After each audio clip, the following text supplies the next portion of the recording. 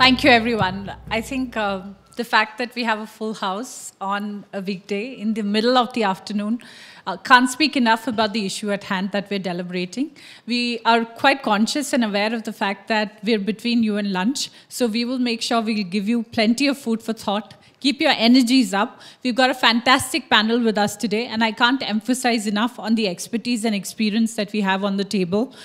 This is an extremely important issue. The speakers before us have given you substantive inputs and insights on why we care about the issue at hand.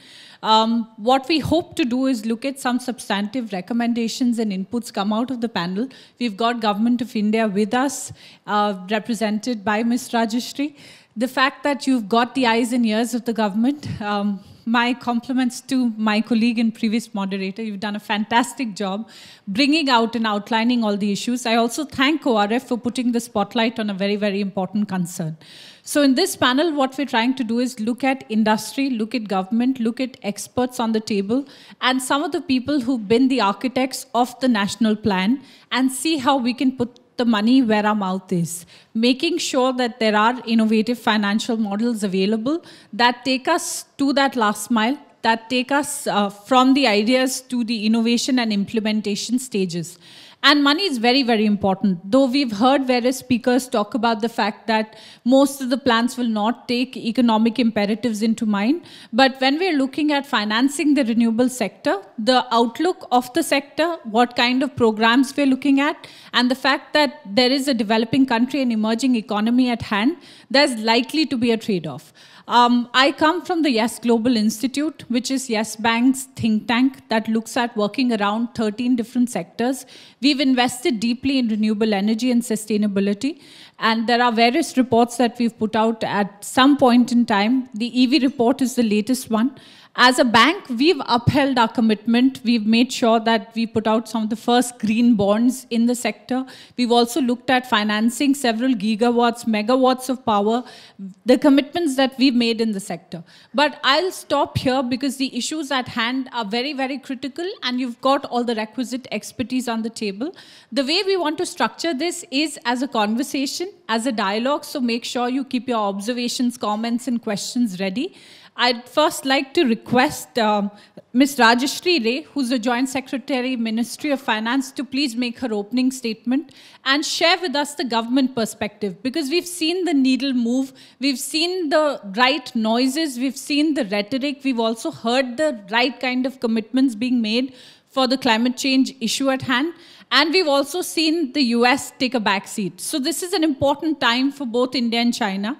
So let's hear it from the government. Thank you, Ms. Ray, for joining us today. She's not just an accomplished policy maker, she's also a fantastic academician in her own right. She's contributed tremendously to the G20 negotiations. She's been part of the negotiating team of UNFCCC. So we'd like to hear more from you. Over to you, ma'am.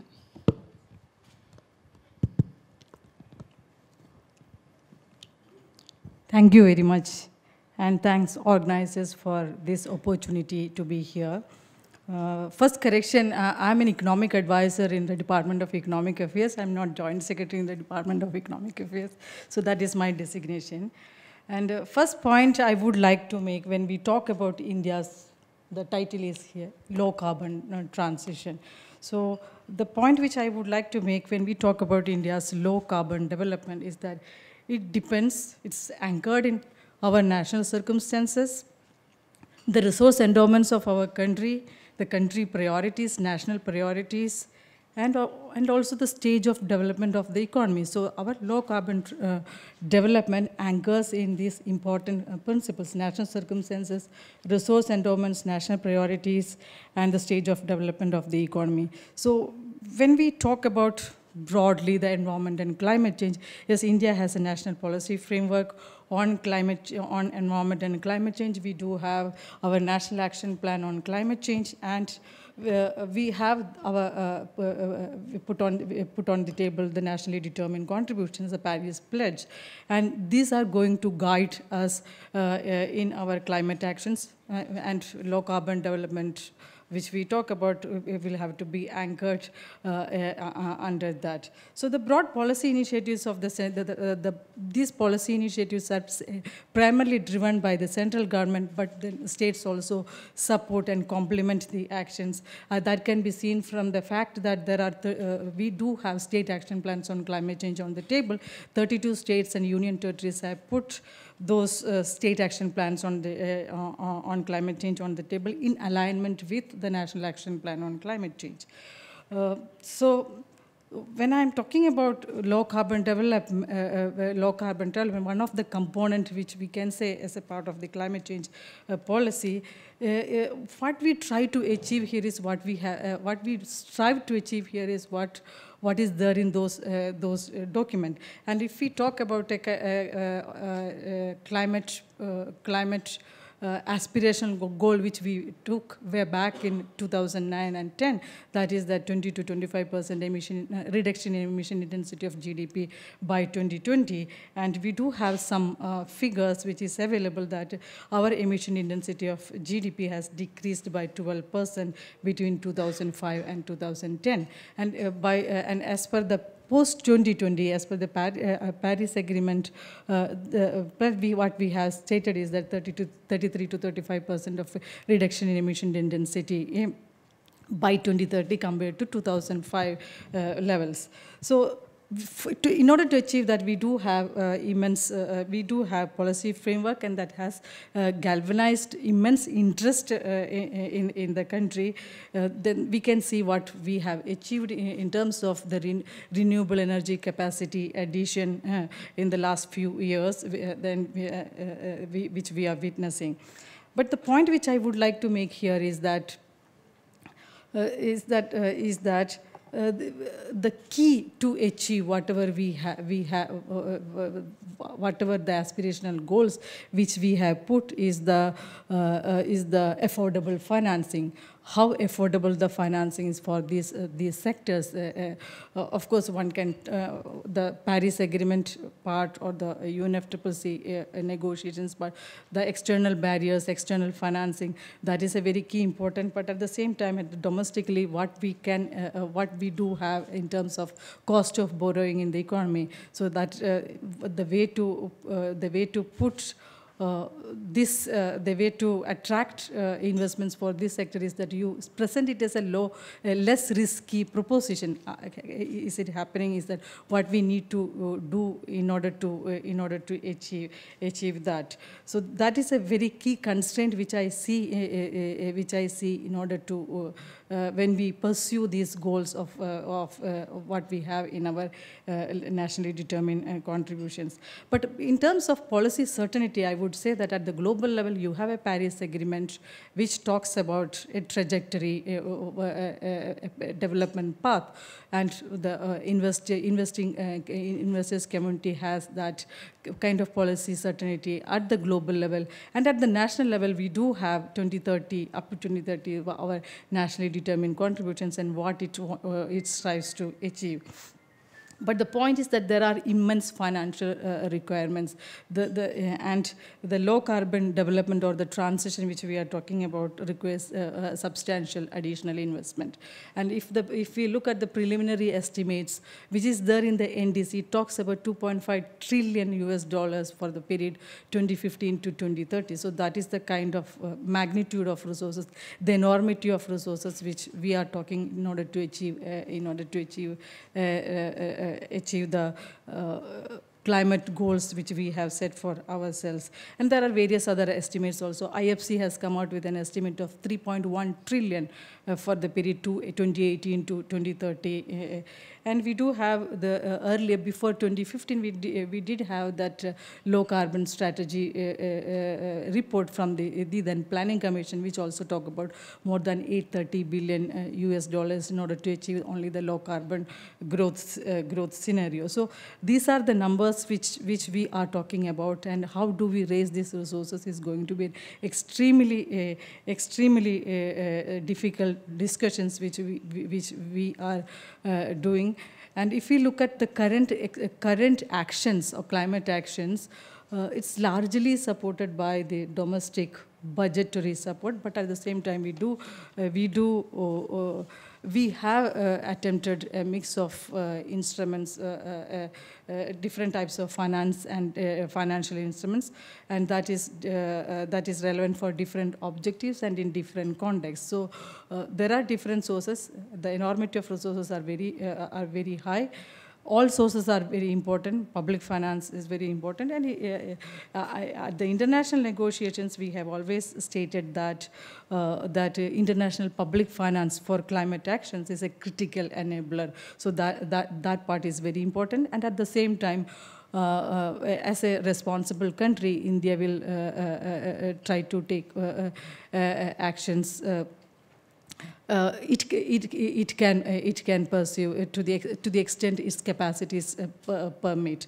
So I think I stop here at this point, and I can come back later. Thank you. Thank you so much for the opening statements. I know that there are a lot of questions that are already brimming, because when you hear the government talk about what is and what can be, you also want to know how do we get there. And there's a lot of work that's already happening. With that, I want to turn to someone who's a formidable expert, who's only spent the better part of his life putting together the National Action Plan as well as led the organization formally, the UNFCCC. I request Mr. Mukul Sanwal to please make his opening comments. He's been with the ministry. He's also put together some of the first pollution control norms, as we were chatting earlier. Very intrigued and curious to learn more about how you view this problem and what is the solution and the way forward on this.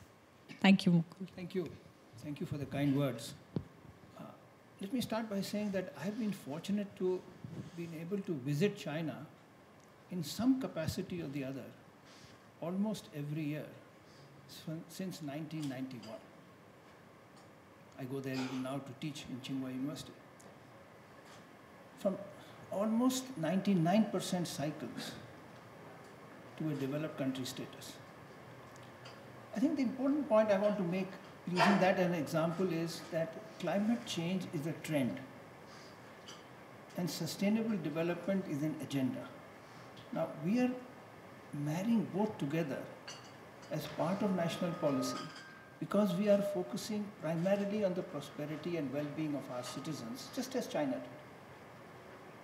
China, that's one point. The second point is, following from that China also followed global trends.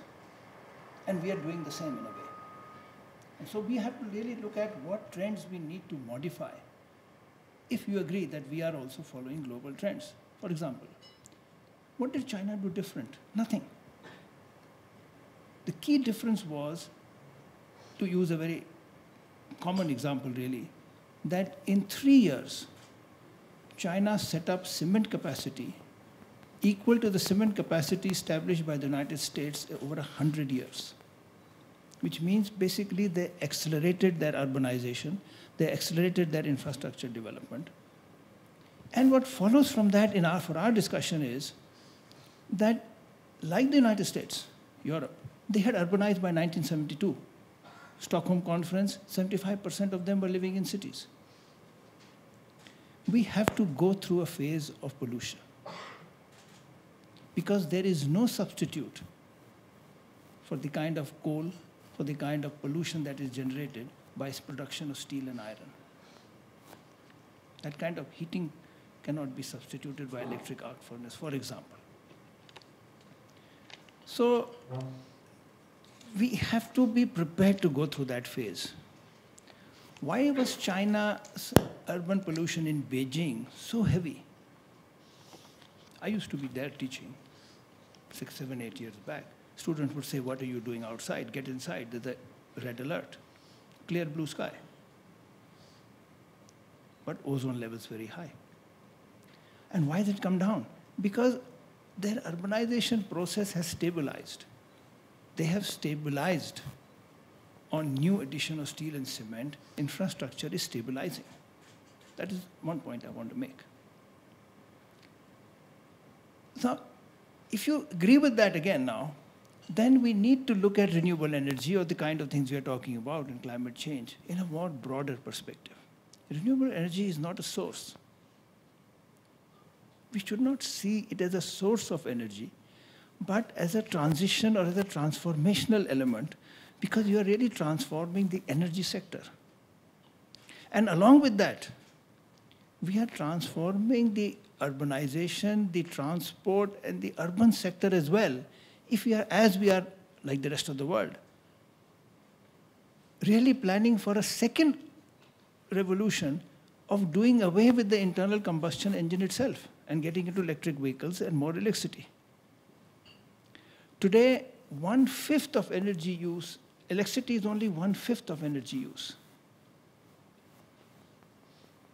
The biggest pollutant in a city, and for climate change, is really vehicular pollution. 50% of CO2 emissions in developed countries is vehicular pollution. 1/3 here in cities, increasing as population moves to cities, as you get into cars. So there is an inevitability about this thing because of the infrastructure or because of the costs that have already been incurred, the legacy issue. You cannot have this kind of transformation overnight. So for me, the important issue here is that if, I'm assuming that you agree with my point, and that is what all the statistics and models show, that we are also going to urbanize to get into the middle class. And then the savings potential for both energy use or CO2 emissions, which are related really, is more efficient buildings. 30% reduction is possible from business as usual. Transportation, again, almost half. Diet, we don't get into beef in a very big way, but potential is 2/3. Changing food habits, waste. So the question comes before us, if this is part of a trend,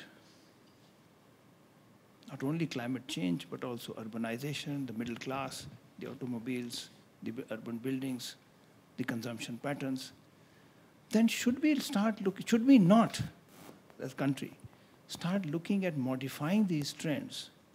Because whether it is climate change, emissions, or it is urban air pollution, you cannot look upon each of these sources in isolation.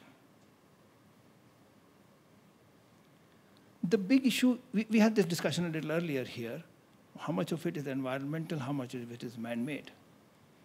What is common between Delhi, Beijing, Salt Lake City, Mexico City, Los Angeles? They are both located, they are all surrounded by mountains. They all have inversion in winter. They all have acute air pollution in winter. So there is an inevitability about air pollution in the Gangetic Valley, surrounded by the Himalayas and the Vindhyas. That is why there is more pollution here than in Mumbai or Chennai, which has the ocean currents, ocean winds and whatever. So the key question comes then is, should policymakers take a longer-term perspective? Just as the government has said that agriculture incomes will be doubled by 2020. If we take a more longer-term perspective of 2020, 2030 for both our urbanization process, I'm sure we will see the kind of discussions we are having today in a very different light. Renewable energy, intermittent supply, needs a smart grid to balance supply and demand. Maybe cities will become discoms in the future, just as Delhi is. Metropolitan cities in India will become discoms because they will be able to offer a better demand pattern, a more stable demand pattern to deal with intermittent supply, balanced by other factors, because they will charge vehicles at a particular time, electric vehicles or buildings, etc. One thought I had. Second thought I want to put forward is financing. Renewable energy, zero running cost almost. 98% is capital or near there. What is their problem? When I talk to people running renewable energy or solar or windmills, they say that discoms delay our payments. And it's not a question of cash flow because we have to repay in time. It is a capital-intensive industry. What about letters of credit? from the discoms. What about urban discoms who are in a better position to pay? Regulatory, we just heard, regulatory stability. These are long-term investments. You can't change policy. It doesn't work. Similarly, urban transportation, if we are going into electric vehicles, I think a debate is taking place in our country too. Should government subsidize public transport or private transport? Worldwide, the consensus is building up that if you want to deal with the problems that are going to take place, urban air or climate, public transport has to be given importance. We talk of China. Their policy, I mean, for them, the municipal bodies are like states. Beijing's policy is public transport, access to public transport for every household within 500 meters. I think they have 4 or 5 times the metro length that we have. They're closely achieving the length of metros of New York and London, similar population. So the question that comes before us is, finally, when we look at these issues of urban air pollution, link it up with climate change, do we focus just on the pollution part, or do we focus on the trend that is taking place?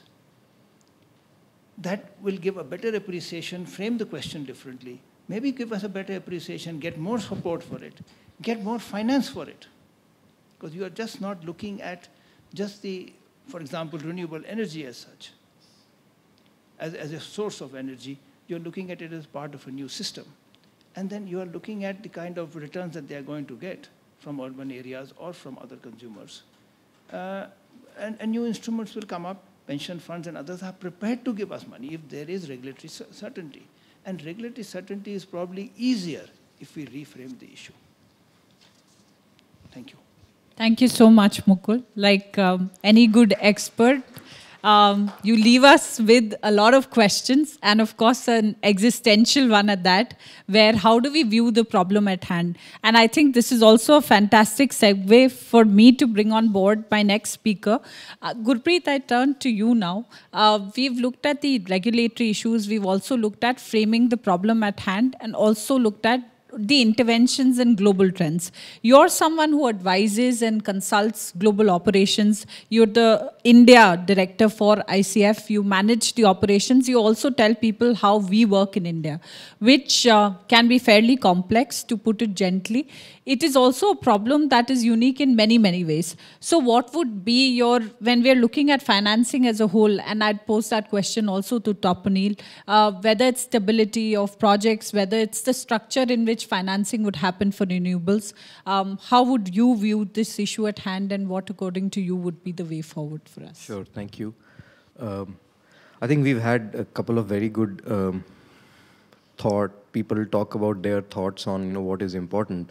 And before I get into this, I was just reminded when you said that India has its own problems and we have to find our own solutions. I was just reminded of my discussion I was having with a former bureaucrat, and we were talking about starting from the Nehruvian era, even before that, and we're looking at how India has kind of evolved, and you see that there's a certain part of the world which is socialist, of course. We started with them. There's a certain part of the world which has a different philosophy of capitalism, and we are kind of moving in towards that. I think we are somewhere in between. And what we think is India therefore has to have its own model. And perhaps the next Nobel Prize for Economics should go to an economist who's able to make this model. And in between this, how do you create policies that work? We want to control everything, but we want to say we want to go to markets. So that's a difficult situation to be in. But having said that, I think the first thing I do want to talk about is, India today is certainly at a unique position. And when we say unique position, meeting our COP commitments or meeting that reduction in emissions intensity of GDP is certainly possible. But I think we have a possibility to go beyond. Question is, do we want to go beyond? And if we want to go beyond, how we go beyond? Because ultimately, you see, our GDP is going to increase. Given the sheer number of people we have and the per capita GDP we have, GDP is going to increase. And just saying that reducing emissions intensity of GDP may not be enough when it comes to absolute levels of pollution, or not just pollution, actually, emissions. So I think India has a chance to go beyond, simply because 70% or 80% of the infrastructure that will be built, the buildings that have to be built, roads and highways that have to be built, all the infrastructure that has to be built over the next 20 years hasn't been built yet. So the question is, how do you build the infrastructure which is sustainable? And in that situation, you have the ability to leapfrog. Having said that, I think the other thing I want to draw everyone's attention is, we talk about emissions and pollution interchangeably. To me, they are different. They are different because they are different problems and they need different fixes and different solutions. Air pollution to me is a very local issue and is something that we will have to handle as more and more people move from rural to urban areas, just smaller areas, smaller agglomeration, and pollution issues become much more critical there. Emissions is a much wider and a much more global issue. And for what you need for emissions is different from what you need for pollution. In our view, if you have to handle emissions, you need to think about markets, you need to think about carbon markets, you need to think about energy markets. But if you have to handle pollution, you need to think much more about technology options and how you support that technology. And in that sense, the financing needs of both these issues or both these problems can be quite different. So let me talk about, when we talk about financing and when we say clean energy, what do we mean by clean energy? When we look at it as a consultant, we say when you talk about clean energy, you talk about, of course, renewable energy, the ways to generate energy, and energy efficiency, how you ensure that you are being efficient in your consumption is a very important part. And in all of that, when you talk about financing in energy generation or consumption, the financing instruments need to be different. The issues are different. For example, the moment you talk about solar, your utility scale solar and your rooftop solar are completely different issues. You have different kinds of clients there. You have different kinds of clients and issues in rooftop. And when you go to energy efficiency, you have a completely different set of people who are energy consumers, like industries, who at the end of the day value what the cost of their product is. So the kind of products that you need to design for each of these need to take into consideration what are the bottlenecks in each of these separately. In our estimate, when we talk about financing and we look at what we call it a capability maturity model, where we look at where India is on certain key aspects vis-a-vis some of the other countries. And when we do for financing, there are three key attributes we see. First is the availability of the finance itself, how much capital is available, whether it's public capital, private capital, or risk capital, how much of it is available. What are the risks that are inherent in the sector which prevent that capital from actually being deployed? And finally, the entire policy and regulatory segment, which therefore needs to ensure that the capital that is available is deployed and over a long term has a sustainable return that gets offered to that. So policy sustainability is very important for capital to come in. In our assessment, if we look at India today, I think the availability of capital is less of an issue. There is a lot of capital that is available that wants to be deployed. The challenge in our view is the regulatory side and more so the risk side. On the regulatory side, compared to some of the other regulatory regimes, the Indian regulatory regime is not as long-term certain as an investor would like. You see frequent policy changes, which are not desirable. You see policy changes happening after the projects have actually been, financial closure has been achieved, which is again not desirable. So it's very important for policymakers at a certain level to realize that consistency and certainty of policy is key to enable projects to be implemented across the clean energy domain and for investors to put that money in. The second important aspect in our view is the understanding of the risks that exist in each of these sectors, and they are different. A rooftop solar segment is completely different from utility, as I said earlier as well. A utility has a risk of a DISCOM paying or when they pay. A rooftop solar segment has a risk of an individual consumer paying, and those are completely different risk profiles.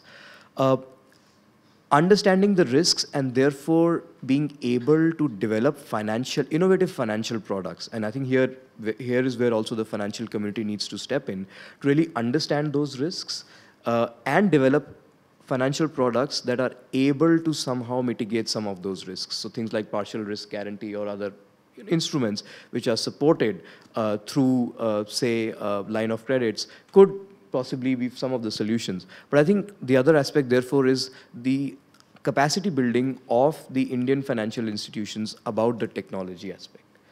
I think if these are the three things that we think are important, but I think it is not just clean energy. At the end, I would also say that we are seeing a lot of convergence and a lot of impact of policy and planning which is not related to energy impacting energy.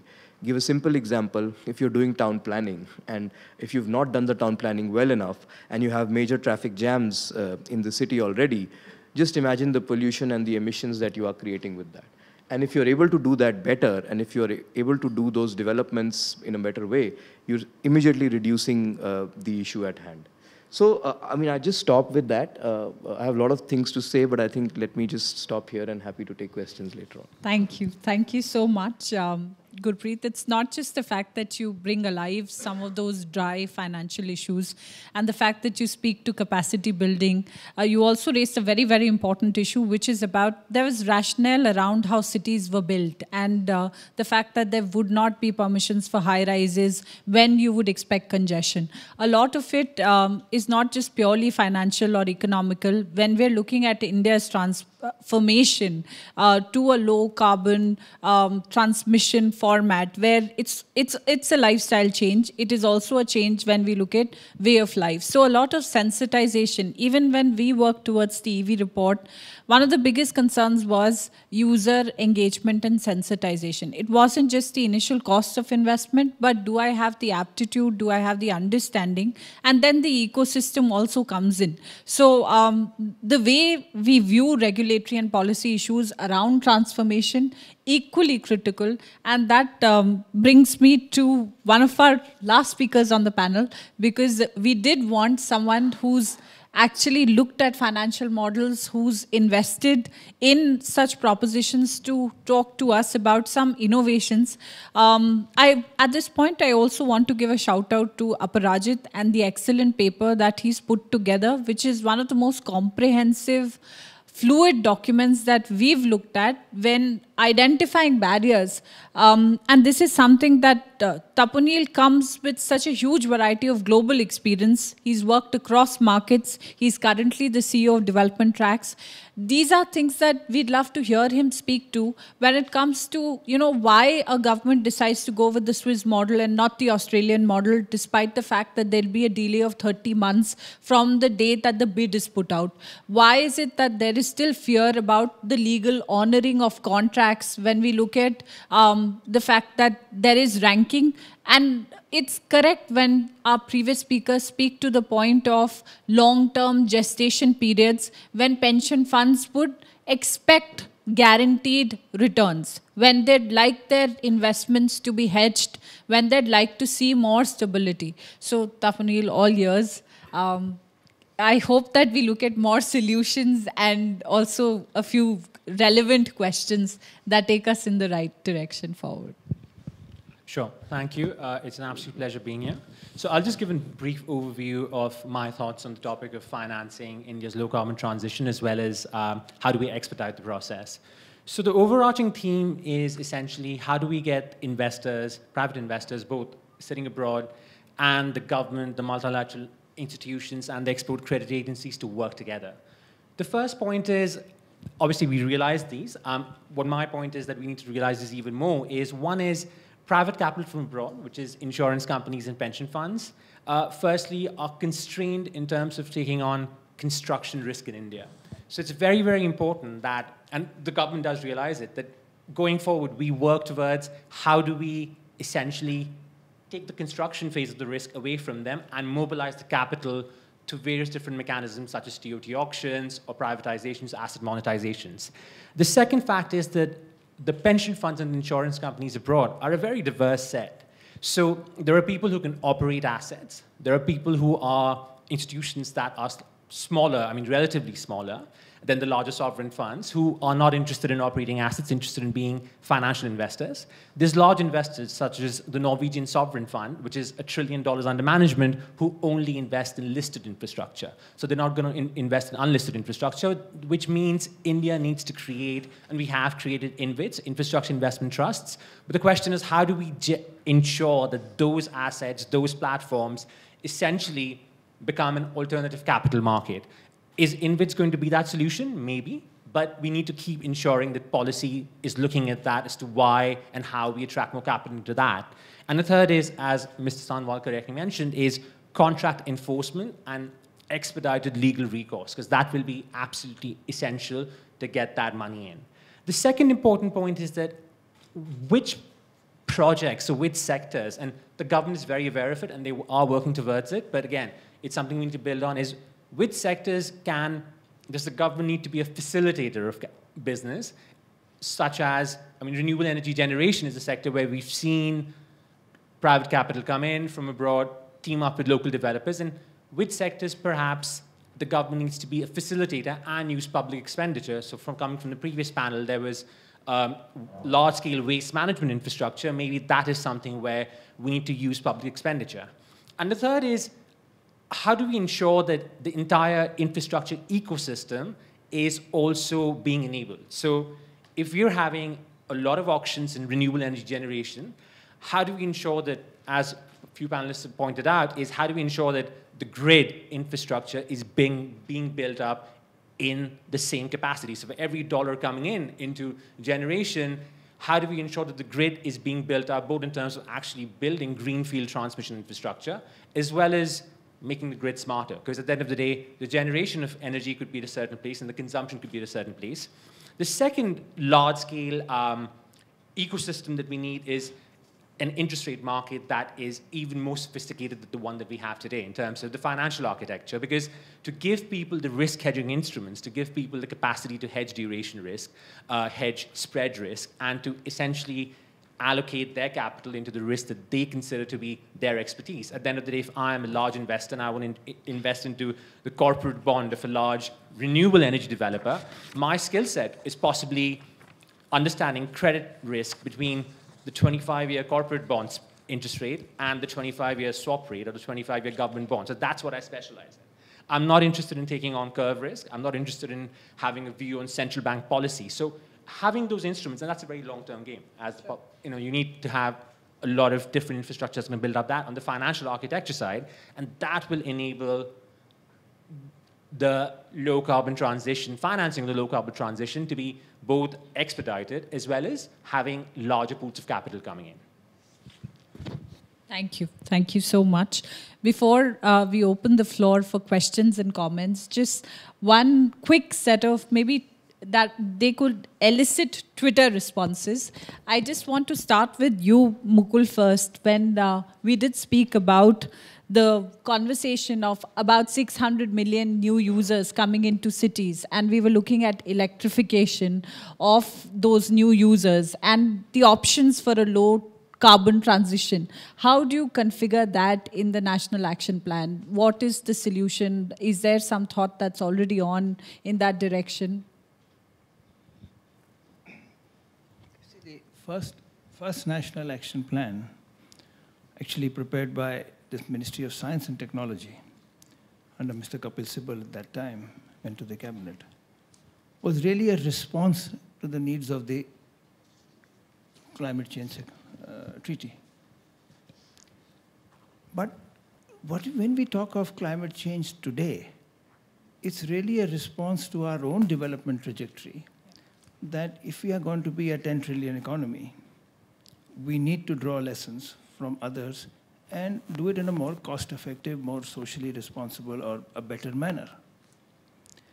Now, I want to re-emphasize the point I made earlier, that it's essentially a question of framing. Do we look upon renewable energy as a project, or each project as a project for financing or execution or whatever, for policy? Or do we say, as we have said, as the Prime Minister has said, politically, and the Niti Aayog has picked up institutionally and for implementation, double agriculture incomes by 2020. Now, if the Prime Minister was to say that I want to get, 70% of Indians into the urban middle class by 2030, and what do I need to do? And ask the Niti Aayog to then prepare a plan. I'm sure the discussion on renewable energy, on air pollution, on urban energy use in buildings, transport, will be a very different discussion. Now, that is the kind of discussion the United States did not ask because they took 100 years to do this, actually more than 100 years. They overtook Britain and in, I think, 1920s or 1910s, and then they developed the middle-class society and economy, which we try to emulate. But it took them a long time. And it took the Chinese 10, 15 years because they asked this question. Now, once you ask this question politically, and you get a response from someone like the Niti Aayog, then the question of financing, the question of resources takes a very different turn. Sure. Thank you. I mean, I know I'm not answering you directly, but I really believe in this, that if we are going to be a 10 trillion economy, we have to think differently. And we are going to be a 10 trillion economy. Absolutely. We couldn't agree more with you, and we really hope that we're able to galvanize everything. Sure. The problems that we are facing today is a problem of transition. Because if we don't ask that question soon enough, we will be making investments which will then have a life of their own, and we will find it difficult to take care of. That's again a lesson of China. They said consciously, it was a conscious political decision at the highest level, we have to get rich before we get old, and therefore we are going to push GDP at any cost and take care of environment later on. And now they find that that was not the right decision to take. True. They had to modify to some extent economic growth to bring in environment, not neglect it completely. You know, I don't know how many of you know that China didn't have an environment protection agency or equivalent of the CPCB till a few years ago. It wasn't a political issue at all. Conscious political decision. And now they are regretting it. So what is the lesson we draw? Thank you. Rajasree, I come to you next because we've heard from various panels, and even during the course of this discussion, a lot of it always lies at the door of the government, whether we like it or not, even though we'd like to see more multi-stakeholder processes. One of the challenges that the government at the center also faces, because many of these are state-led initiatives, there are schemes that get implemented on the state level. There are lots of gaps between A, vision, and then B, how do you look at engaging, given the fact that we're a federal structure and we look at always the consensus building processes at the state. So if you could speak more to that, and around the priority sector lending concerns. So the limits still remain at roughly about 15 crores, and some of the other speakers have also spoken around no homogeneous or one-size-fits-all policy for wind and solar. So it'll be great to hear more from you on that. Thank you. As I said in my opening remarks, the climate policies are primarily driven by the central government, but state governments do supplement with state actions. And I stated that in alignment with the National Action Plan on Climate Change, 32 states and union territories have state action plans on climate change on the table. And they are very much on board. Why I'm stating is that if you look at the state action plans on climate change, in many of those plans, the chief minister himself or herself chairs that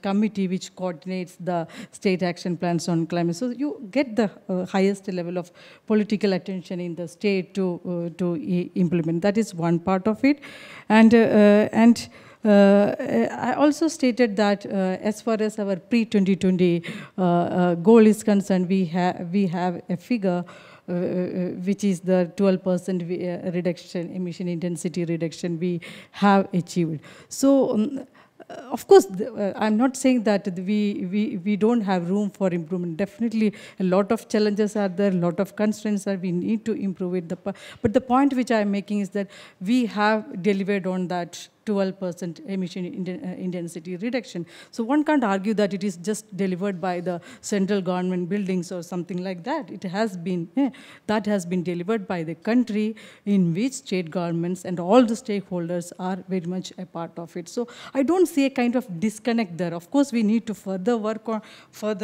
that.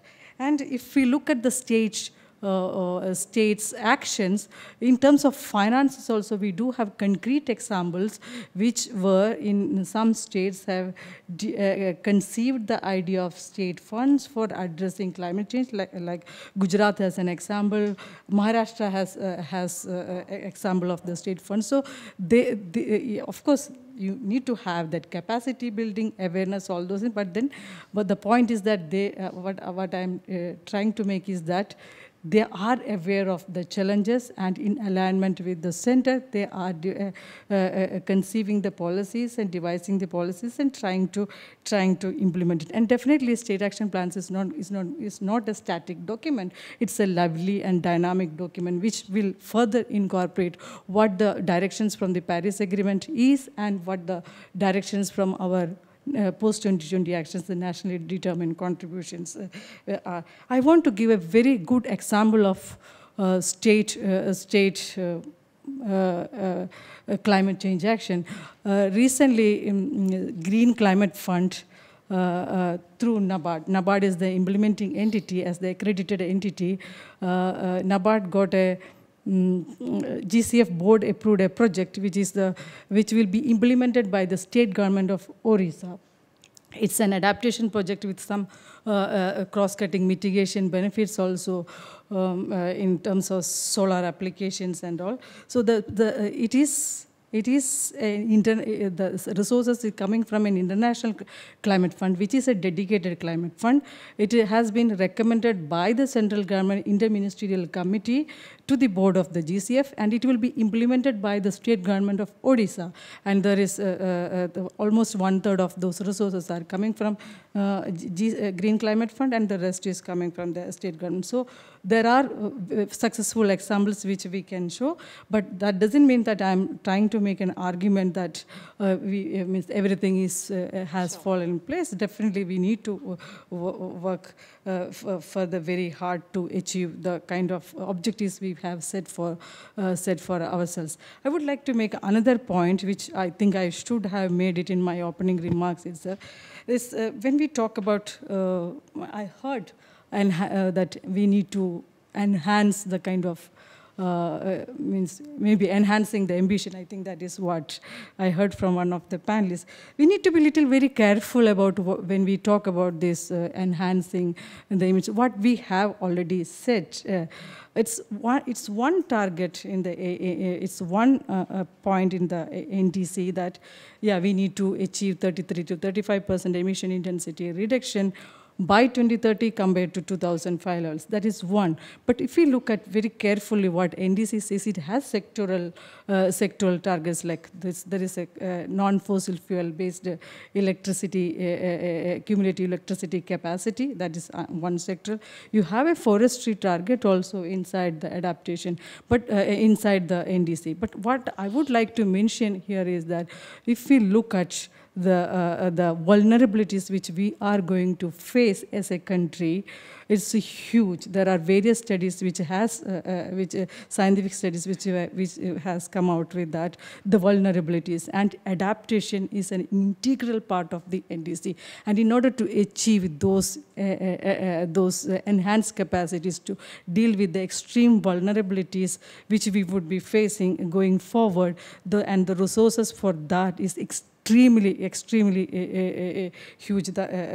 Huge. And there is, as a part of the NDC implementation, there are various subcommittees which is working now, because NDCs are post-2020 actions, and by 2019, we need to come out with that roadmap, how we are going to implement our NDC post-2020 actions, and what are the actions, additional actions which we need to take, and for those additional actions, it comes with additional resources, enhanced actions means enhanced resources, and those additional incremental resources, where it come from. All these are very, very important, matters. And there is a subcommittee on finance also, which would look into what are the current expenditures and what are the additional actions, not only for mitigation, but also for adaptation, where we deal with the vulnerabilities in extreme climate events. So those are very, Thank you, very Rajasree. I important. just want to make sure that we have enough time for questions. I think it's a very important point that you make, that we need to look at doing the balancing act, given the fact that we are still developing. Taponeel, just a quick one to you. When we're looking at investments, we've seen a lot of them are coming from large-scale investors. Can we look at a groundswell from the bottom up, and especially because of the fact that there's very little information available about built-up projects in India? Is there something that we can look at by way of a focused approach there? So to really get the flow of funds from the relatively small investors, I mean, these are large pension funds, large insurance companies, they're maybe not $400 billion. The first is, I think we need to create, make sure the investment platforms work, whereby they can come in and become financial investors. There's multiple advantages to that. First is obviously you get the capital. Second is, what these platforms essentially do is, as an example of that is an INVIT, or in the US have something called MLP. What they do is they provide them with some level of secondary market liquidity, which will essentially help them access the investment, exit the investment, and bring down the cost of capital. The second important thing is, could be, again, we made progress on this one, but how do we de-risk the projects, or de-risk the projects more? And so when I look at de-risking of projects, I look at it externally, which is basically you have guarantees or use hedging instruments to demarcate the risk and give it to the best person who can manage the risk. But that doesn't change the inherent nature of the risk within that asset. So to change the inherent nature of risk within that asset, what we potentially need is better contract design, whereby the debt holder or the lender doesn't get left with a project stranded. So the equity sponsor essentially, you can have contract designs whereby the equity sponsors cash flows from the project would dry out when certain financial ratios are not met. And if that is obviously implemented well, what you will not end up having is a scenario where the project's essentially in dire distress. What that also ensures is a mechanism whereby the equity sponsor is incentivized to go for projects whereby the project is a more viable, financially viable project. The second is, again, working on the policy aspect and the regulatory aspect to de-risk projects would be if, for instance, the government in 2016, August 2016, announced the wind turbine repowering project. And it's really interesting because if you repower the wind turbines that were set up in the late 90s and early 2000s, when obviously wind technology was a lot less, wind technology now is a lot better, you have the potential to generate more wind power. Now the question is, how do you evacuate that power? Who buys it off you? And do you have the transmission mechanism in there? So now, and the government's working on it, but if we can expedite that process whereby you evacuate that power better and someone pays for it, there's a lot of business model innovation there. As an example, in 2017, US added 7 gigawatts of wind capacity, of which 2.1 gigawatts, 30%, was actually repowering of old wind turbines. So it's not going to solve the large picture, but these are all the little approaches in the multi-pronged approach to solve it. Thank you. Gurpreet, last question to you. And of course, keep your questions and comments ready. When we look at EVs, and there's been a very mixed response when you're looking at media reports to what you hear on policies on an everyday basis. The charging infrastructure financing, or whether it's the ability to swap batteries, are you looking at EVs being the new success story, as the new kid on the block, as the solution to everything that you see? And then what is the kind of financing ecosystem? So both in terms of your insights on how ready is India for an EV ecosystem, and what kind of financing models are we expecting around this?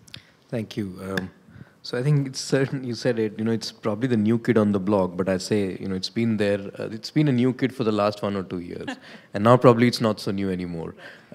I think there is excitement, certainly, with EVs. And when we see the Tesla Roadsters and all driving down the roads, certainly one Tesla coming into Mumbai, gets circulated on WhatsApp. But that's what's happened with EVs so far. The reality is that the second tender of EESL is scrapped. So on-ground progress in EVs, in our views, is limited, and it's not an easy proposition, right? You're trying to change the entire industry. You're trying to change the behavior of consumer. You're trying to get your utilities in shape, which will ultimately provide power. Yeah. So it's not just when you look at technologies that have been successful, the technologies which have been kind of free, and consumer has had a chance to decide. Automobile was a great industry because it was only the producers and the consumer, and as they gave out better products, the consumer lapped it up. Here, it's not just the manufacturers, it's the EV manufacturers, it's the power companies which have to supply that power, and the consumer which has to change. So a lot of infrastructure has to be built. And it's a classic question. Whenever infrastructure has to be built, you question whether the infrastructure will get built or whether the demand will come first. Again, I think I go back to my question. If you were a socialist country, you'll say we'll build the infrastructure like Russia built gas pipelines because they just saw it. Or if you're a completely developed economy following capitalism, you'll say let the market drive it. I think we're again in between the two. But I think therefore what is important and what we're observing is that it's very important when it comes to EVs to be responsive. The government policy needs to be responsive to development along various aspects. So as you see, battery manufacturing, how does that pick up? As you see the efficiency of the electric vehicles, and as you see the ability of the DISCOMs to get their act together and to be able to supply that power. And in that sense, the policy therefore has to be responsive, and it's very difficult to have one single policy. So yeah, I think I would say that not an easy answer. There need to be some pilots to see and test, and there could be different solutions that we could see. Thank you. The trade-off is, of course, always the question. With that, the part that we've all been waiting for, let's hear it from the floor. Yes, there's a question at the back. Please identify yourself and let us know who you'd like. My name is Anil Seth. I'm a research fellow. I'm talking about electric cremation in India. Is there any funds available for building, operating, and subsidizing electric cremations? And creating awareness about the misconceptions we have for not using them. Almost all of them are without. And we are spending so much money on cricket matches, burning firecrackers, on Holi, burning wood fires, on the Shara, building millions of fire, burning millions of Ravanas, and on Christmas and other things also. We want some money for creating awareness. Is there someone in particular you'd like who should respond to your question? Okay, please. Thank you. You talked about electric crackers, right? Oh, electric crematoriums. Okay, sorry. Okay. See, I think it's a difficult question to answer. Why is a difficult question? I'll just give an anecdote. There was a recent event where the petroleum minister was speaking, and Mr. Dharmendra Pradhan, and he was talking about the gas crematoriums, that gas is being given to all these crematoriums, the piped natural gas. Why don't we actually convert that? And then he gave the example of a very senior person in a national oil company who had just lost someone very close recently, and despite being in that area, decided to go for the rituals that were the traditional rituals, which the minister had also attended. And that's what he said, there are things which are ingrained in our minds, and when it comes to things which are close to our heart, it's very difficult to see those changes. And this is one of these areas where logic takes a little bit of a backseat. It's more about how you feel you would like to give the passing soul whatever respects you want to. So it's a very individual question, and probably it's not a government policy that can tackle it, in my view. I think Mukul may also like to come in. Before that, I just wanted to very briefly share with you that a lot of local initiatives in these cases, instead of a top-down policy, have had great impact. So in Nasik, only yesterday somebody sent, and this is a great thing of being part of uncle and auntie WhatsApp groups, somebody sent the Nasik Nagar Mahapalika video where they've started using the refuse from crops, which has been responsible for a lot of air pollution. They've converted them into stacks and they're called moksha bricks. And they're being used to replace wood in crematoriums and in funeral pyres. So that is one initiative where the local community reaches out to the councillor, decides to make change. But he's right, it's spiritual, it's also sentimental, it has to come from the community. And a lot of investments on sensitization will go a long way, like the Pulse Polio campaign really helped. Mukul, all yours. See, we are talking of behavior change. Let me give you another example, and then I'll come back to what you said. I know I don't have diabetes, but I know somebody who does. When that person went to the doctor said that the key issue in helping you with diabetes is for you to recognize the problem. Once you recognize the problem, you internalize in yourself and avoid certain foods or adopt certain lifestyles. And that is the way to go forward, but very few people are able to do that. Now, it's not just about crematoriums or just about cremation. If you go to the one in Nizamuddin right here, almost across the road, you will find that I think, I'm at an age where a number of my colleagues, relatives are using the crematorium, so I go there now and then. I think the ratio is less than 50%. Less than half the persons who use the crematorium or whose relatives use the crematorium opt for electric cremation. Now, I can take you a little beyond that. There is a group in Delhi which says, look, why don't we donate our bodies for medical research? You move out of this syndrome altogether. Not very popular.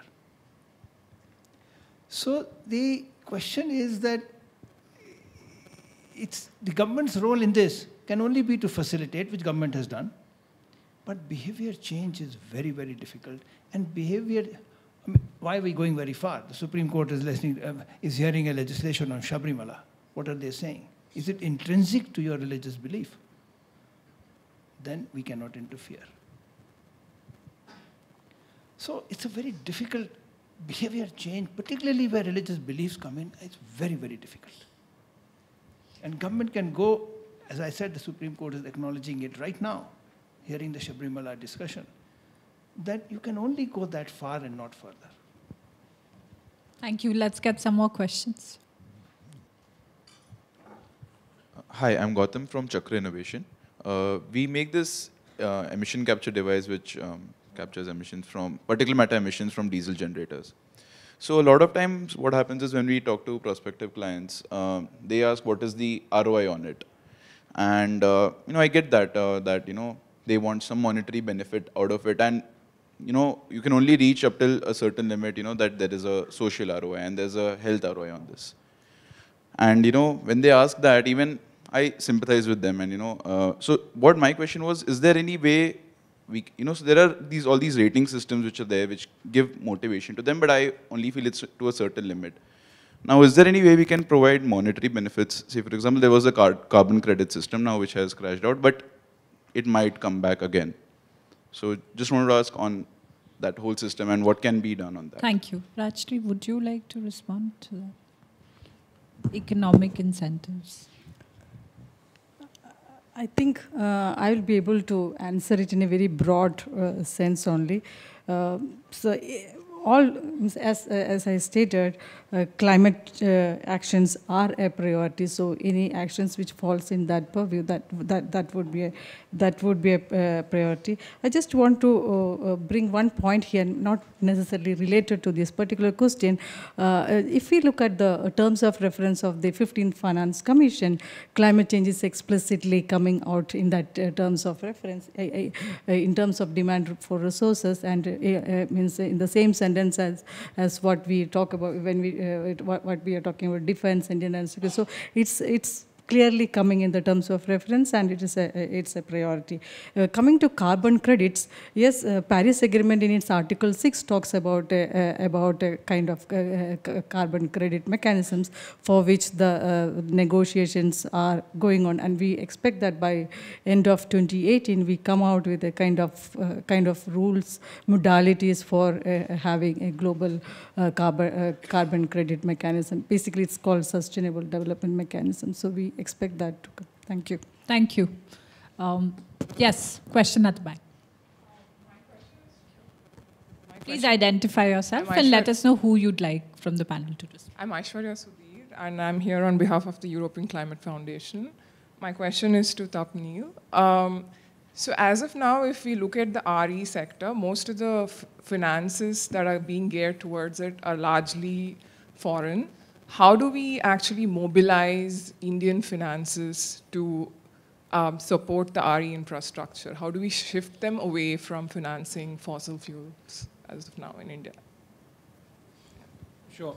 So firstly, I think what's important is to realize that to mobilize local savings and local financing, we'll have to create a larger, more sophisticated interest rate market. It's going to be very, very hard to mobilize. When I said interest rate market, you need instruments, you need mark-to-market valuations, you need credit ratings that work in a systematic way. Second, I think institutions such as NIIF, so National Investment Infrastructure Fund, I think such institutions, if run from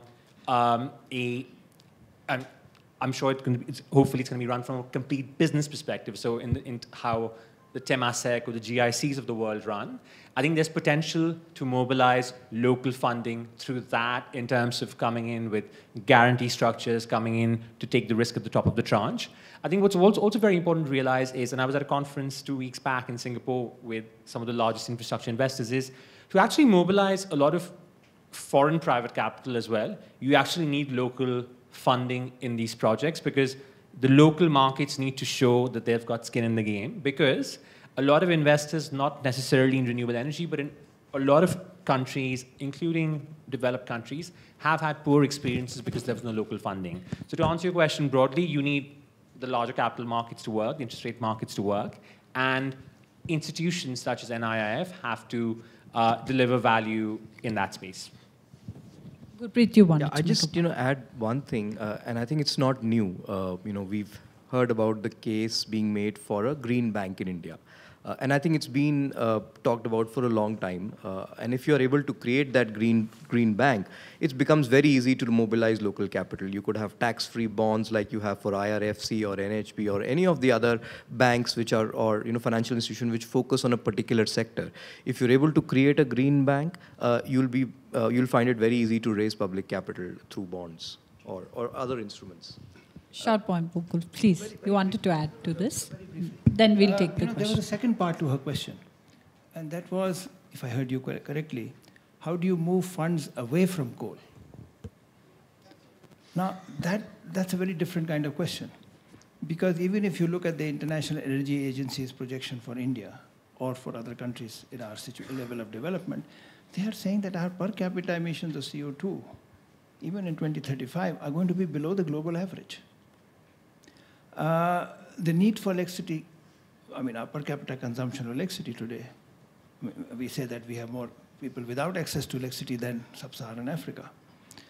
So the question really for the next 10-50, up to 2050 at least, or 2035, 30, is not to reduce money in coal, but probably to get more efficient coal plants, electricity generation plants using coal, where you increase the plant load factor from, I think, the average of 25 or something. He's got that in his paper, and up to the global average. Because you do need that, apart from other discussions, the political discussion of who should do what at the global level, you do need that base load factor to balance the 40% of renewable energy. So I think that becomes a very key issue here, because it's getting less, but this comes up at the international level. Why is India investing in coal? And I think that's the wrong question to ask, because India will, the question really should be, what is the level of electricity use or energy services that India needs in the future to have a comparable standard of living with those of the other countries in the world? And then derive this, rather than just look at climate change or carbon emissions, because as I said earlier, there's also a global sustainable development agenda, which looks at it more broadly than just emissions. Please, Raj. Just one sentence to supplement that. We often hear the term decarbonization in the climate change debate. Of course, we do have some concerns about this term. So the way we argue that thing is that decarbonization doesn't mean or should not mean reduced use of fossil fuels, but rather reduced emissions from their use via cleaning and greening. Absolutely. So that is how even our NTCs are anchoring. Thank you. Just a quick plug based off of what Gurpreet said. The Green Bank initiative, I think, is very, very important, and ORF is working on a initiative with the OECD and certain Indian government agencies to try to get that going, and we're hoping to start work on that in January. Excellent. Thanks. You had a question. Yes, thanks. I'm Partho, and my question is to Mukul. Of course, others are happy to pitch in. And my question is from the perspective that the agricultural burning issue, there is a, while it is still being seen majorly as an air pollution issue, but there is a discussion which has parallelly started where the change of the crop is also being discussed. But the challenge which is being faced right now is the MSP. So if you look at paddy, it has a fantastic MSP in the international market. Vis-a-vis, if there is another crop which could be brought in, which gives more leeway time, cannot be. So it may sound very stupid, but can there be a financial instrument which can help bridge the MSP prices till the time the farmer is self-sufficient in going for it on his own? Now we are wading into troubled waters, but I'd like Mukul to take that question. Very, very important, please. I'm not able to get your question, but can you?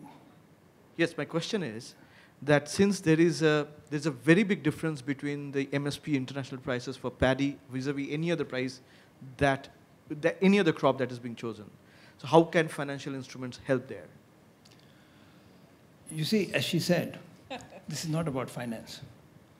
There is a whole discussion about agriculture pricing in the European Union and America.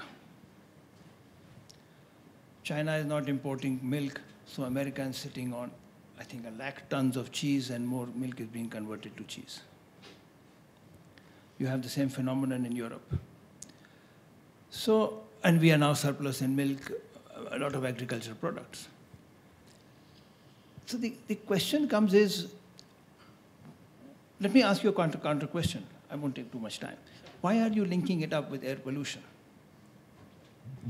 The air pollution that is taking place of the stubble that is being burned there really means that they are saving on labor costs. The essence of the problem is that if they remove that stock, I mean the residue, the mechanical harvester leaves residue. You can employ labor to reduce it. Okay, you are running short of labor because of Narega and increase in incomes in Europe, in Bihar and Uttar Pradesh. That's where the migrant labor was coming. So they are saying really, basically if you talk to the farmer in Punjab, what he's saying is, you subsidize the labor cost to me for me to remove the stubble before I replant. And there was an effort to provide that kind of subsidy, but then people probably realized that it's not going to work because it's open a can of worms.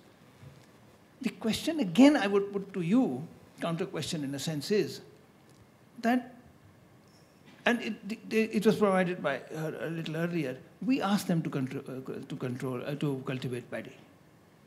They were given incentives to cultivate it. Now you have the MSP to encourage them to go on doing that. Or let me give another example. The person who discovered ozone was given the Nobel Prize.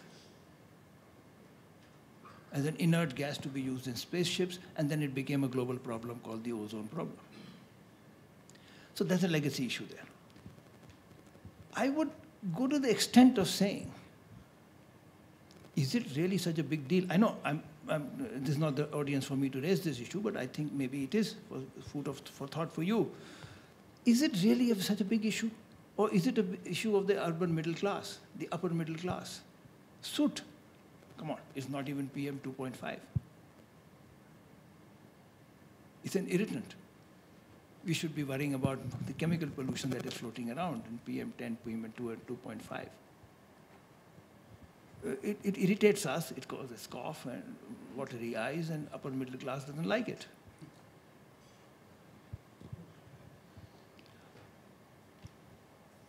Counter question to you.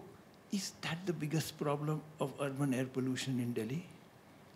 Or is it the diesel fumes that are coming out of the diesel cars? And we don't want to question that, because if I ask the people in this room, how many of them own or wish to own an SUV, I'm sure half of the hands will go up. So we are conscious of this, but we are contributing hugely to this. In an urban situation, you want to drive an SUV? Makes you feel good. Come on, you come to the upper middle class. I want to buy an SUV. Thank you, Mukul, for not pulling any punches. Yes, please. Point of order. I think we have time for one last question. All right, one last question. Yes, please. My name is Jiva. I work as a startup incubation manager and based in Ashoka Universities back in Sonipat. So we have our students and startups working with trying to figure out solutions for the stubble burning issue. I don't know if it's a big issue compared to many other issues. But my question is around, we figured out that sometimes it's not the lack of awareness or the lack of technology, but it's more about the ease of availability or the cost related to technology. So, for example, there can be, we can switch to farm machinery that harvests both the grain and stubble, and also deploying of machinery in farming as a service model within the panchayats. But now the question is that how can the financial mechanism, or enable, like a co-creating an enabling ecosystem for this technology shift, because, the window period which actually creates a problem is very small. Thank you. Thank you. Yes, please. Sorry. You see, when you talk of financial instrument, maybe I'm not using the right terminology, please excuse me. If it is government, then somebody will pay by tax. The citizen will pay through taxes. If it is the private sector, the consumer will pay. Someone has to pay. Maybe you are using the wrong model to study the problem. Sorry, I may be speaking out of turn, I may be using the wrong words, please excuse me. You are taking a model to the Punjab field and trying to fit that data to the model that you are taking there. If you just go to the field of Punjab and talk to these people during that time, you will get a very different idea of the problem. That problem may not be amenable to the kind of solutions you are thinking of. These solutions may be something very different. Or maybe the solution is it happens for 15 days in a year. A lot of the problem depends on wind patterns at that time. Forget about it. It's the urban middle class problem. Upper middle class problem, not even a lower middle class problem. That poor chap has got the problem of wastewater, sewage disposal, and other things as a higher priority. The upper middle class looks at that a problem, and what is the solution for the upper middle class? Air purifier. And he'll go in an SUV to buy the air purifier.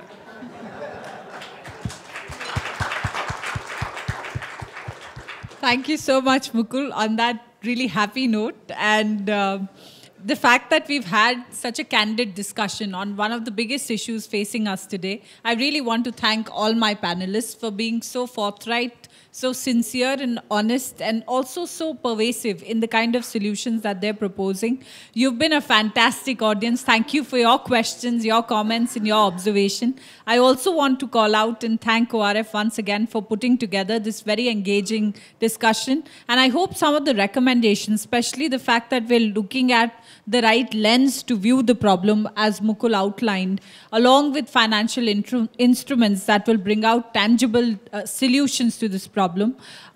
Before we close, I just want to leave you with this thought, and our panelists have spoken to that issue as well. A lot of it is about individual choice. A lot of it is about individual decisions. As a bank, when we decide that green bonds are important and we will create those instruments, it's also very important for you to decide what are the kind of choices you will